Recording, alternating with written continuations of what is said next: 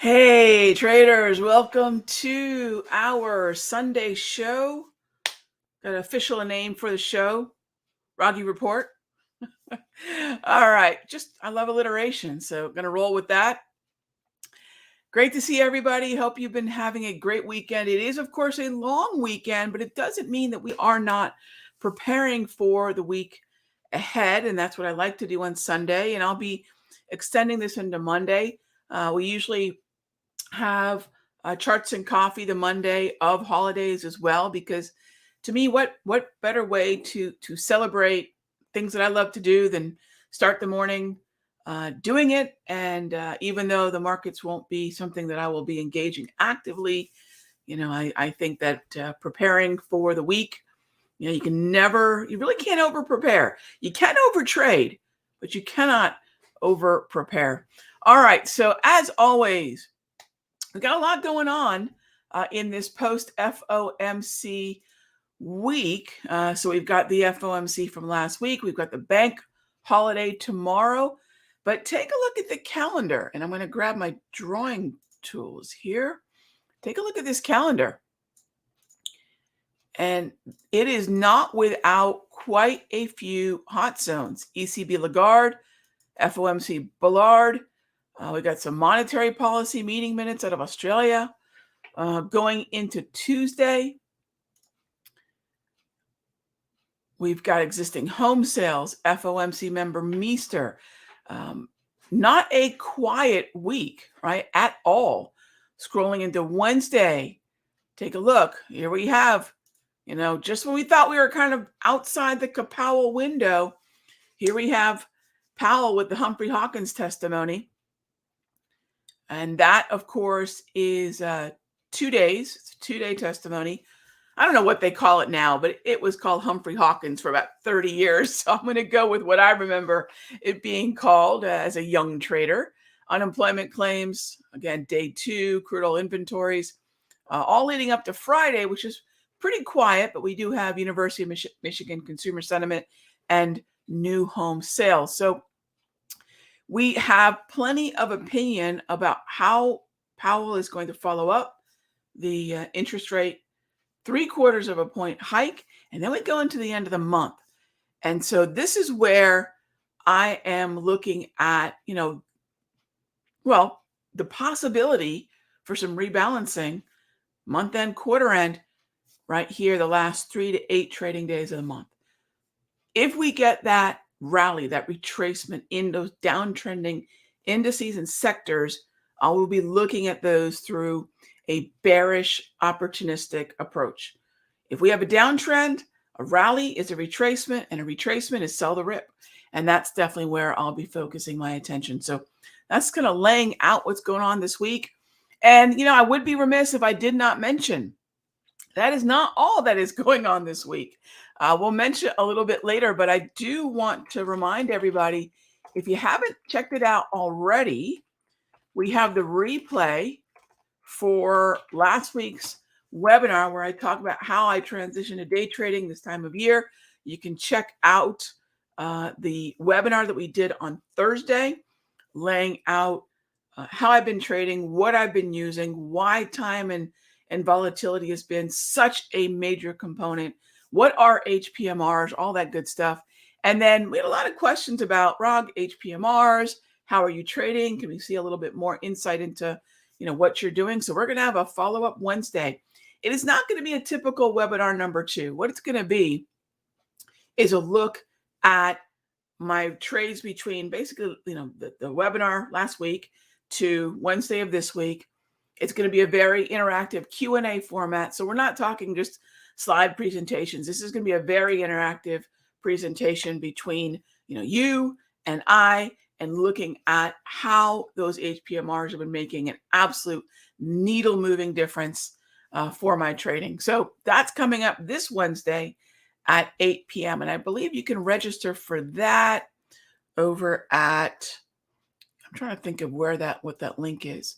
I think it's Answer, simplertrading.com/answer, because this is going to be very much a Q&A driven, dissecting some of the recent trades event. There it is. June 22nd, 8 p.m. Eastern. All right. So, gang, of course, as always, the show is about your questions and an outlook for the week. So let's jump into the chart, start talking about what we have coming up.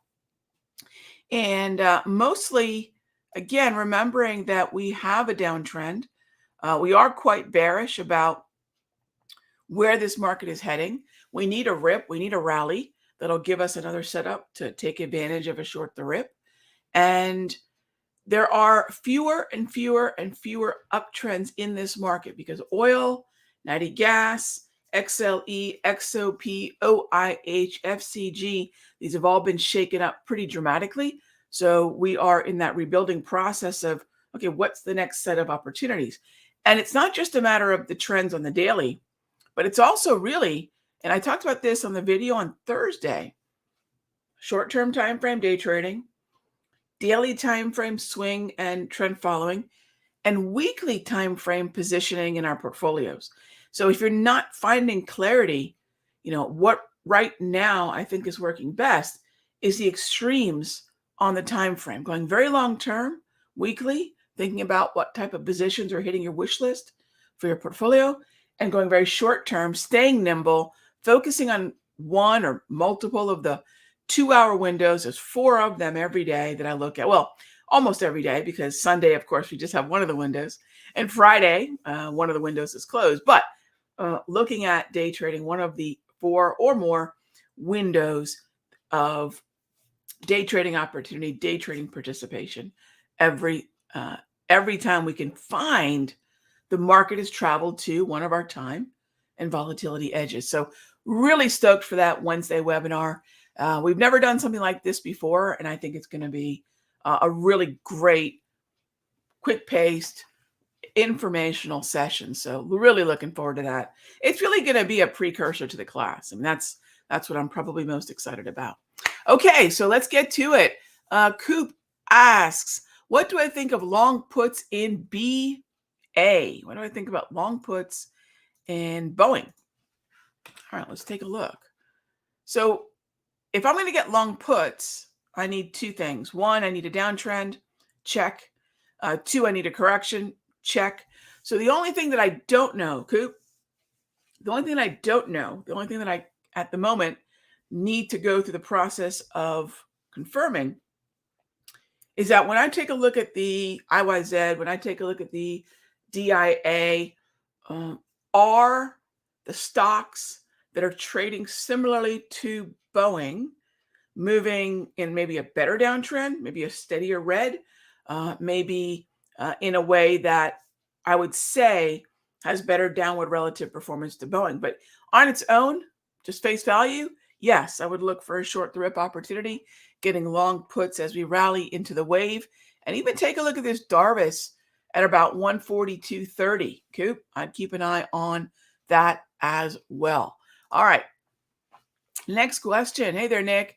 How can I avoid large losses in my positions from 4 a.m. market-wide dumps that we had on Thursday? Well, Nick, I don't know that that's a regular occurrence, right? I mean, it's clearly something that can happen. 4 a.m. Eastern, by the way, is when we have the close of the Asian session. And there are a number of different times that we'll see oftentimes the opening or the closing of different financial centers create volatility. So I wouldn't put on the list 4 a.m. is some kind of market-wide dump. I mean, we really didn't have one on, take a look. This is the 17th, Nick. So we didn't have one at all on the 17th. The dump came at about 10, to use your lingo there. We didn't roll over and see that sell-off till then. All right, let's go to the day before that. Take a look at 4 a.m. here. We were already selling off, and come 4 a.m., things sort of flattened out. So I guess, Nick, I would say, and presuming that's Eastern, I just presume that, unless told otherwise. So again, I would not focus on the time, because the market behavior is not always going to be that set, where 8 p.m. Eastern at the beginning of the Asian session, wide participation means one thing, or that 3 a.m. with London means another, or that 4 a.m. or 10 a.m. US means another. But we know that there could be a catalyst for movement. I wouldn't focus on one. Let's think about that 8 p.m., right? So here we're going to the 8 p.m. Shortly after, we saw the rollover. So I think that 4 a.m. would be one of multiple times that I'll say, hey, these are catalysts, not from hot zones, but from market participation, closing and opening of sessions that could create that shift of opinion. So I think avoiding losses is just knowing first when that volatility could kick up. And then the next part of that is, can I do anything about it? If I have equity options, ETF options, it's not a darn thing I can do about a 4 a.m. move, right? But futures, different conversation. And the class on Saturday, I can't believe it's just 6 days away. The class on Saturday is going to cover both options, day trading options, and stocks and ETFs, as well as futures and even futures options. So I think knowing those specific times, 4 a.m. is definitely one of them. So cool question, Nick. All right, next up is thanks to y'all for putting the work into Thursday night. Looks like fun. Making money is fun. Alan, it's not just making money right now. I think it's trying to avoid the frustration of markets that are as choppy as it is on the daily, as weak as they are longer term, and focusing on where our edge is intraday. And this process of the HPMRs is something that I've been wanting to expand on for years. This was part of my 2010 book where I started first introducing in that book the fact that us retail traders have access to historical volatility data. And then what I did from that point forward, and that's 12 years ago, tweaking and fine tuning this process. I'm really proud to say of all the different indicators that I've created throughout my career, this has got to be one of my favorites because there's just nothing else that does this. And getting to a point where we can keep the data of the volatility ranges updated in such a way that it's the most accurate that it can be is what's so exciting. So it is fun, Alan, and it's definitely a process that I've been wanting to. First it started in Forex, then it came over into futures and equities and ETFs and even crypto. So I'm super excited to just continue to expand these packs. And big shout out to the Lorna bot for being a big part of getting this process expandable, applicable to TradingView and Thinkorswim. So yeah, I am super excited. I'm also super tired because Trish and I have been working on getting this slide deck for the webinar on Wednesday, which is going to be unlike webinars that we typically do, highly interactive, not just slide after slide, but talking about the way the markets are moving now and current trades, because after all, that's what matters. And then especially when it comes to day trading, and then putting these class slides together. And the cool thing is, right now, last time I checked, I had about 18 or 20 charts where we're just going to go step by step through the checklist of how to use this stuff. So I'm stoked. Yeah, I'm absolutely stoked. All right, next up, I am Groot. The line of the sand is the line of the sand, not as important when I have other whys. Okay, so line of the sand meaning levels on the daily that I am. Now, there's a couple of different things I am Groot that I call line in the sands. One of them is the close. I mean, there are multiple ways to glean different types of sentiment shifts. Is it not as important to have other whys? I think probably the most challenging thing I am Groot is when we are above the line of the sand and the only thing we have to act on is a short. This happened last week. And when we're below the line of the sand and the only thing we have to act on is a buy, as long as we can contain risk, and as long as we're not fighting a trend intraday, which, by the way, the red and green on the screen here is only as useful as the red and green in terms of structure down in here, and that's the multi, which, by the way, is included with the packages for all three classes. So I think that if we have a neutral environment and we're on the, I don't want to say wrong side, but less useful side of the line in the sand, It doesn't mean there's no trade, but it can then mean we might be in a situation where it's not as ideally clear that there's bullish or bearish sentiment. So the follow through is usually going to be more affected than just the validity of the trade. Sometimes you have a trade where you cannot check all the boxes. I'll be giving you all the boxes in the class. In fact, the way that we're structuring the class right now, chart, and then this box was checked, this box is checked, this, going through chart after chart with that kind of repetition, which is really going to drive home the visual confidence to, oh, I see, that's the setup because this, and this happened, right? So the idea then beyond that is what happens if one of those boxes or two of those boxes can't be checked? In this idea of building it, these, like, as you mentioned, I want to have multiple whys. I want to stack all sorts of reasons to be in the trade. So when we can't check all the whys, there are one or two of those check boxes that, if they cannot be checked, nullifies the trade. Others, if they can't be checked, would then be more influential on either being more conservative about the entry or smaller in the position size. So some are deal breakers. Others are more consideration about, well, this isn't ideal, so let's reduce our risk by either getting in more conservatively or with smaller position size. So I hope that makes sense. It's really just looking at the different boxes that we can check and knowing which ones are essentially non-negotiable. All right. Okay. So next, and thank you. Very cool question. All right. Next up is, there we go. Would I put 6B and 6J? Let's take a look. Would I put 6B and, be nice if I typed it in right.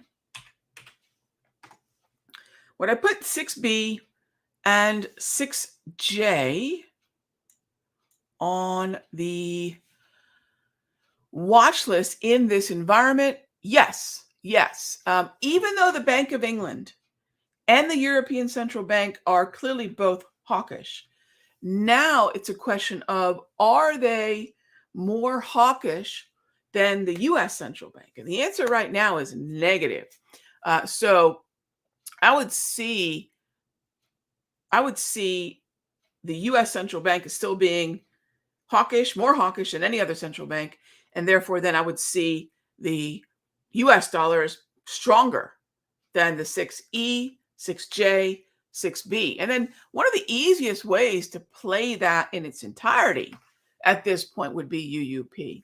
So when traders talk about the US dollar index, what most traders are not specific about, frankly, because they usually don't know, is that the US dollar index is a basket. The US dollar index is a basket of mostly euro, secondarily yen, and then the pound sterling. You really want all three of those currencies, euro, yen, pound, to be weaker than the US dollar for there to be useful clarity in dollar index futures or UUP. And therefore, would I put it on there? Yes. And wonderful question, right? What I would focus on is those individual currencies, just as you've said, add the 6E to it. And then I would also consider DX futures or UUP ETF to the long side, which is something we've done for quite some time in the Sector Secrets Mastery. I love trading currencies. And if you notice, in terms of futures currencies, we are looking at the HPMRs in this time as well, which on Sundays, they can be a little wonky, as you can tell. But I absolutely, look at this structure. I absolutely love using these zones for intraday as well. All right, moving on. All right. Next up, hey there, Prabish. Since commodities and grains broke the trend and are not clean anymore, agreed. Yes, 100% agreed. Let's open up that chart, the daily time frame. Are we back to looking for double green or double red on the subset of ETFs? So not just the NASDAQ and the S&P, Prabish, but XLF, XLV, XLK, XLP, XLE, XLI. I want, all those heavily weighted sectors within the indices. Yes. And most of those are heading lower. So it's going to be double red. Even energies have rolled over out of the previous uptrend. So now what we need to do is we need to focus on the fact that the trend that we are working with is either chop with the uptrend that came before it, that's most of your energy stocks, or the downtrend in all the indices and the sectors that are heavily weighted within those indices. So thanks for the question. How can I find the Holy Grail video for getting up to speed in the Sector Secrets Mastery? Gary, in the Sector Secrets Mastery alert section, you'll find it in any of the notes we do on Wednesdays. You'll find it. Anytime you're in the room, ask Lorna or I, and we'll give you the link. There's two. We actually have 2 updates. We have the base foundation for position sizing and risk management, and then we have the advanced conversation. So just give us a holler Monday through Friday in the room, and we'll be sure to give you the links. All right.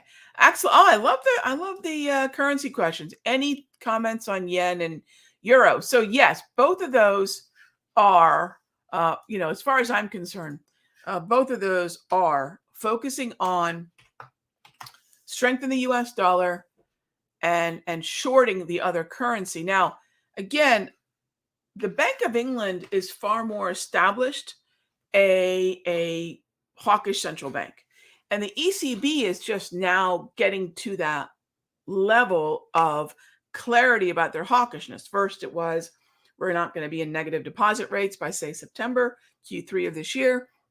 And we're looking at half-point hike, maybe quarter-point hike from the European Central Bank. As that's being processed, that's probably new news as opposed to the Bank of England hiking rates. I believe they were hiking before really any of the other G7 central banks. So we have a little bit more volatility likely to go in the 6E. 6J is clear. So short the rip. I mean, that's what I'm looking for. If you're looking at the sixes, the futures, short the rip. FXY, short the rip. FXE, short the rip. Just be aware that if you're going to wander into the currency ETFs, the option chain liquidity can be spotty. Okay. All right. Great question. Thanks for the currency questions. Loved it.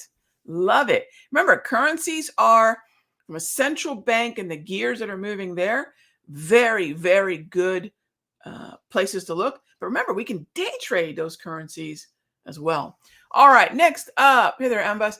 Appreciate these extra Sunday live videos. My pleasure. We've been doing the Sunday Note Show, I guess, for a few months now.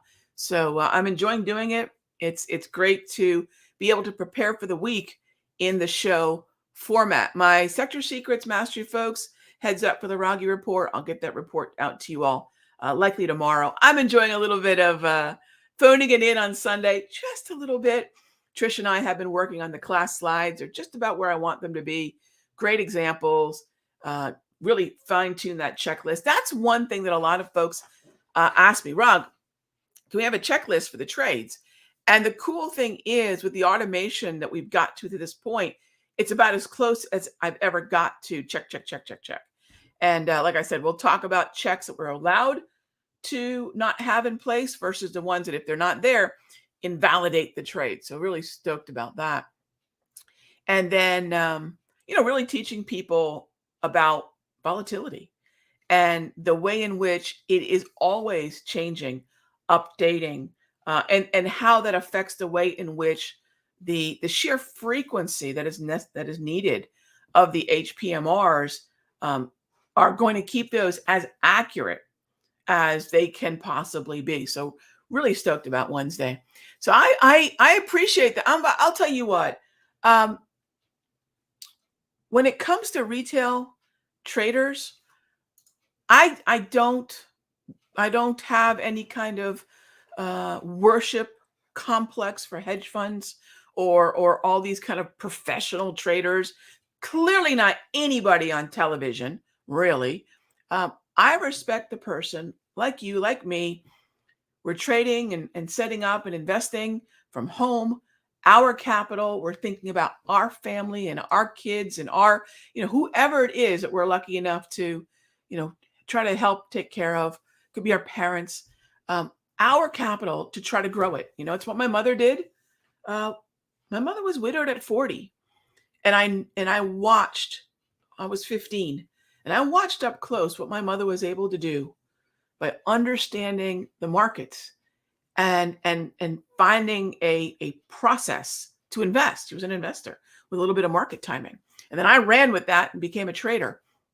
So yeah, I appreciate the kind words, but this is what jazzes me up. This is what the real juice is for me. Because I can sit around at home and just trade, but it's lonely, and it's so much better to do things with a community.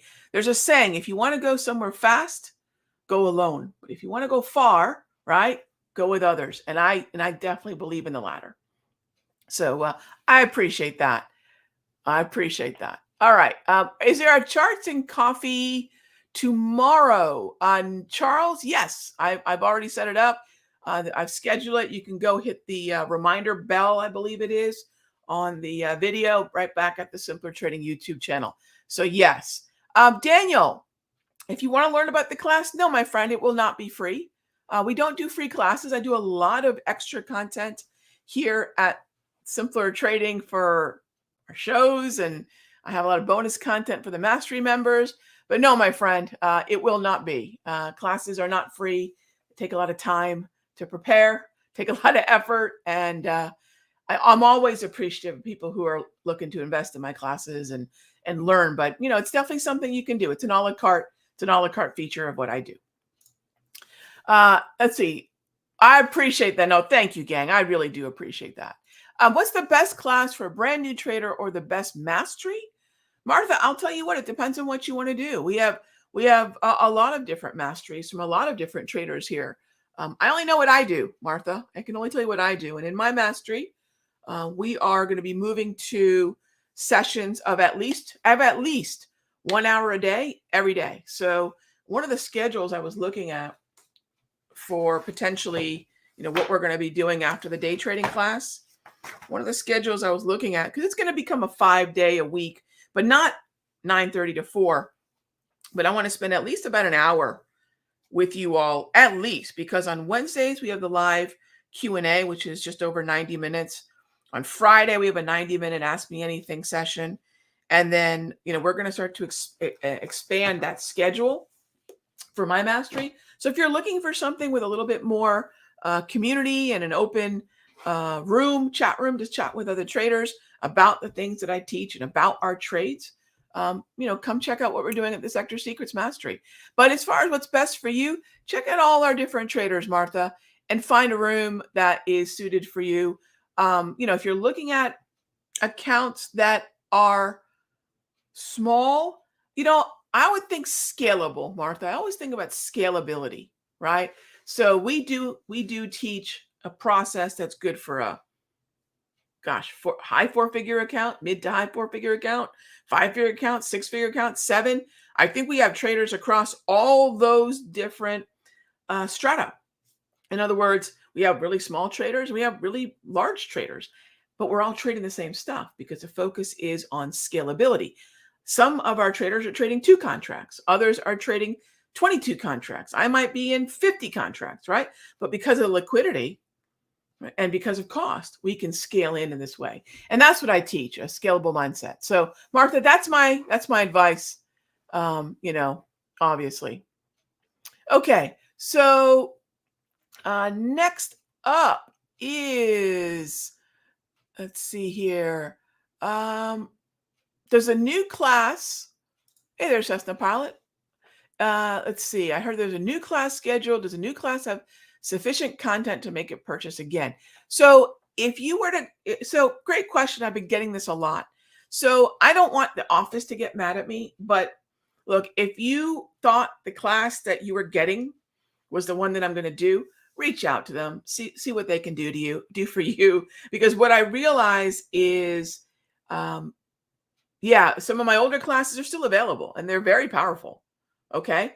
Call, hey, Cessna Pilot, one of two things. Ask them if you can get a better rate on the class that I have coming up, although what we're doing with this class is ridiculous. You're getting anywhere from $100 to $300 to $1,200 worth of subscription in the class. So with the new class, the emphasis is really time and volatility, and we're having a prolonged period of time where you have subscription to our brand new version of the HPMRs for TradingView and for Thinkorswim.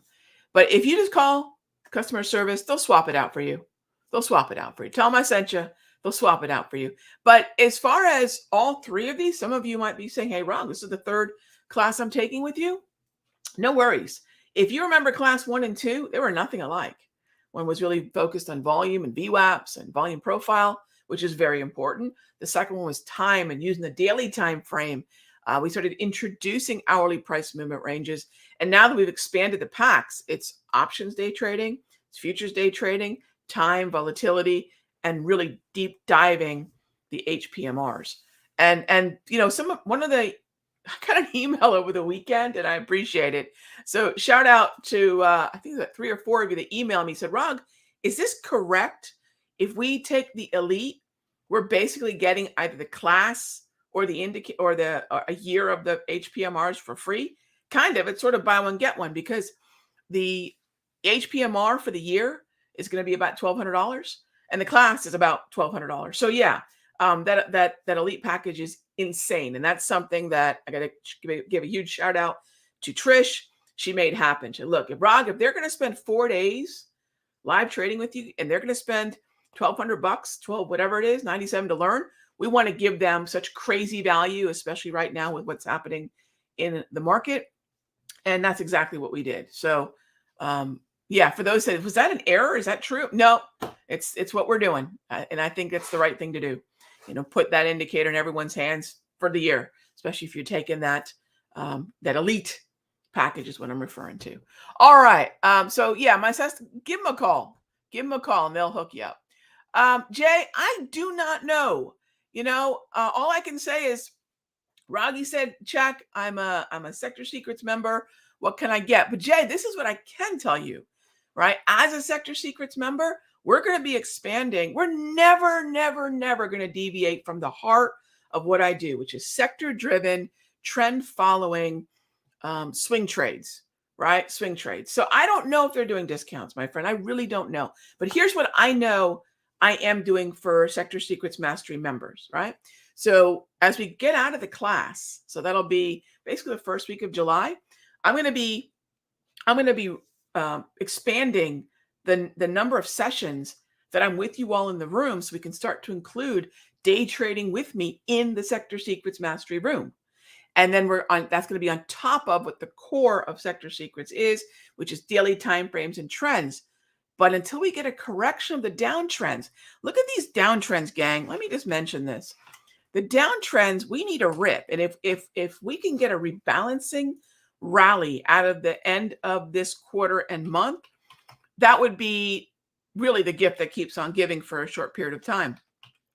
We need some volatility, whether that be a bounce in gold or a bounce in the 10-year or a bounce in the 30-year or a bounce in the euro or a bounce in the pound or a bounce in the XLK or XLC or XLV, right? That end of month rebalancing bounce, if cash gets put to work, which is what I've been telling my Sector Secrets members. You know this if you're in the room. If we did not get the volatility with Kapow, which we did not get enough of, options expiration, I said it's going to just be the spin cycle on the watch machine, which is pretty much was. The next window is going to be that end of month. So we're being really patient with the daily. It's just not there yet. Some of the weekly levels, we're starting to close in on some of the things that I teach you all in the macro market deep dive sessions that we have once a week, and then also in our quarterly portfolio positioning conversations. So there's your longer term approach. We have the core, which is that daily time frame, which we're waiting on some moves. And until we get to one of those, you know, either positioning with our portfolios, some of those alerts and setups going out, or we get that rip for the daily, I'm just shortening the time frame in day trading. So if we can master different time frames in time horizons, we always have something in our portfolio, or something in our pipeline, I should say. We always have some kind of opportunity in the pipeline. So I don't know what the office can do, but that's what I'll be doing as we come out of the day trading class, which is we are really expanding the sessions. And then here's what's cool. Whatever session suits you, whatever type of trading suits you, now you can just kind of pick and choose those sessions that you want to attend. And of course, we send out alerts and everything, but that's what I can tell you. Am I still using V-score and HPMR together? LM fan, of course, yes. But another thing that we've been focusing on is slow stochastic. So if you've got the V-score and you've got my slow stow settings and you've got the updated HPMRs, gang, if you have an HPMR from me that's older than 2 or 3 weeks, please know it's no longer accurate, because volatility contracts and expands. And when we are day trading, the tolerances are tight, right? The tolerances are very tight. So if you're talking about an HPMR that you got from me in 2021, it's definitely no longer valid. If you have an HPMR from May, it's no longer valid, because the volatility is constantly shifting. And that's what we're always updating. These things are going to be updated likely 2, sometimes 3 times a month. That's the nature of these historical volatility ranges. All right. So is the HPMR included in this class? Depending on which one you take, yes. V-score, no. Right? I don't know what it means, LM, but the HPMR is included. 1 month with the first level, 3 months with the second, and a year with the third, with the elite. Was it basic and I can't remember the names of the type of the things, but of the different packages. I've got my head in the slides, I don't remember, but if you check out simplertrading.com/price, you can check out the replay. And then I think the class is simplertrading.com/guide.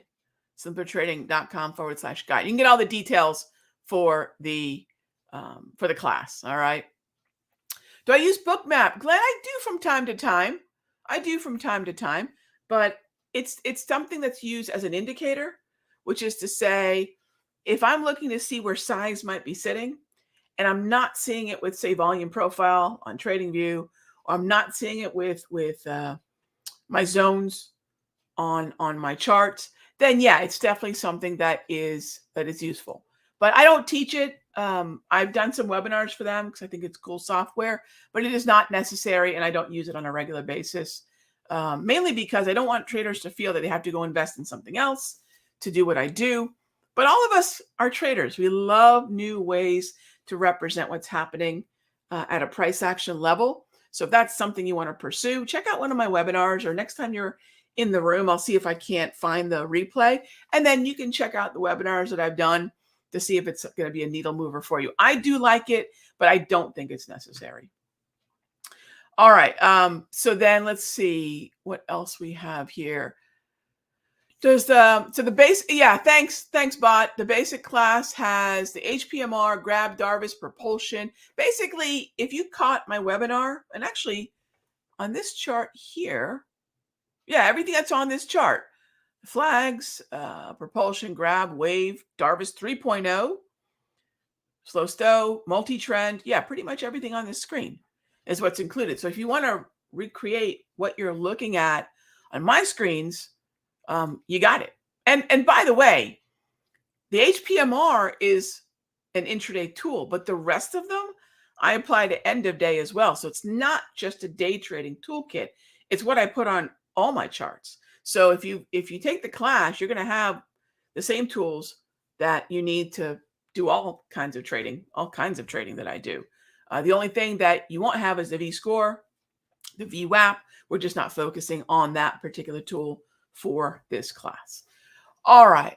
What else do we have here, question-wise? Hey there, Joe. Do I trade leverage inverse ETFs on a regular basis? I personally do not. I do not like to trade them. However, Joe, if you're trading QQQ, every variation of NASDAQ, right? We're going to look at the NQ futures. Once you know what NQ futures are doing, if you want to go triple Qs or the inverse Qs or leverage Qs or any kind of variation of the NASDAQ 100, you can. I don't believe we have to set those separate ETFs up. If we're looking at the S&P and you want to trade the SPX, look at the S&P. Because remember, a lot of these ETFs and a lot of these other instruments do not trade with the number of hours and the global volume participation that the futures do, right? They just don't. I mean, for example, if I take a look at, let's go to the intraday charts right now. We're open. The futures are open right now. They're going to be very illiquid come tomorrow because we have a bank holiday in the US, but there's no bank holiday in the Asian sessions. Auckland, Sydney, Tokyo, Hong Kong, Singapore, rolling into Paris, Frankfurt, rolling into London. There's activity, there's opinion, there's volume, right? So, being a Forex trader for over 20 years now, you get a funny view as a trader on US holidays because you realize that not all of the countries are sharing, whatever we're celebrating in the US. They're doing what they would do on any other trading day. And there's still volume and opinion that's associated with that. So I believe what this ES is going to tell us about what's happening in SPY, SPX, right, is far more complete. I hope that makes sense. It's far more complete. All right. All right. Let's grab one more question. I just realized we're going way over. By the way, gang, we're going to have a session tomorrow. I'll be doing charts and coffee tomorrow at 9 a.m. So if you usually join me for charts and coffee Monday through Friday, we will be doing charts and coffee tomorrow at 9. All right. What are my thoughts on the pullback in natty gas? Wowza. So that export terminal, the Freeport export terminal volatility has been bonkers because the narrative continues to be updated. First, it was a 21-day closure. Then it was 90 days to a partial opening. And it's very messy right now. It's extremely messy right now. And that means that if that narrative is messy, the supply-demand narrative, mostly this supply that's sitting in the U.S. narrative, is going to continue to probably put some pressure on natty, which is fine because let me show you something. And by the way, Darvis 3.0 comes to the class. Even if you're not a day trader, the package that it's coming with is incredible. And it's a lot of the tools that are on my daily time frame. Take a look at the sector slow. We are getting down to a zone of oversold support. So if we are going to find ourselves leveling off and then re-entering the range, yeah, those pieces are starting to fall into place, Glenn. So I'll be keeping an eye on it. It's just not a trend following by the dip any longer. It's a respect the trend that was. Where is the oversold support conversation now? All right, gang. Thanks as always for joining us for the Sunday show, which I am just simply now calling the Raghee Report because, well, I'm Raghee and this is my report.